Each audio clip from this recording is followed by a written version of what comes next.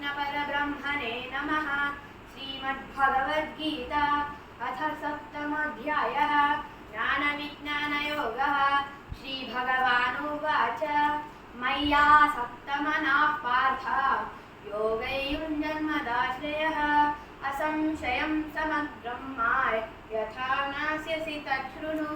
ज्ञानं तेहं सविज्ञानम् इदं वक्ष्याम्यशेषतः यज्ञात्वा नेह भूयोऽन्यत् ज्ञातव्यमवशिष्यते।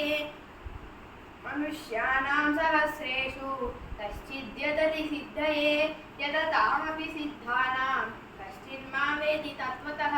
भूमिरापो नलो वायुः खं मनो बुद्धिरेव च अहङ्कार इतीयं मे भिन्ना प्रकृतिरष्टधा। अपरेयमितस्त्वन्यां प्रकृतिं विद्धि मे परां जीवभूता महाबाहो ययेदं धार्यते जगत्। एतद्योनीनि भूतानि सर्वाणि त्वुपधारय अहं कृष्णस्य जगतः प्रभवः प्रलयस्तथा मत्तः परतरं नान्यत् किञ्चिदस्ति धनञ्जय।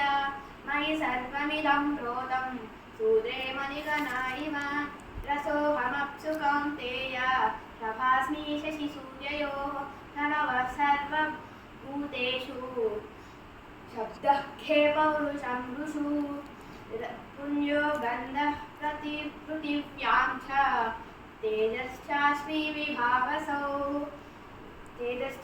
विभावसौ जीवनं सर्वभूतेषु तपश्चास्मि तपस्विषु बीजं मां सर्वभूतानां विद्धि पार्थ सनातनं।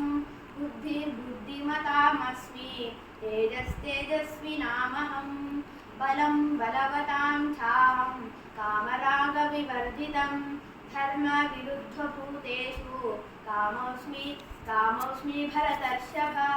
ये चैव सात्विकभावः राजसस्तामसाश्रये मत्त एवेति तान् विद्धि तत्त्वं तेषु ते मयि। त्रिभिर्गुणमयैर्भावैः एभिः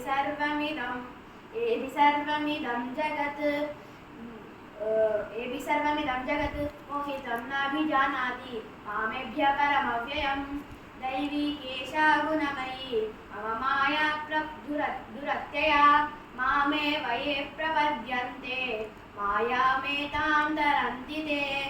न मां दुष्कृतिनो मूढाः प्रपद्यन्ते नराधमाः मययापहृतज्ञानः आसुरं भूमिमाश्रिताः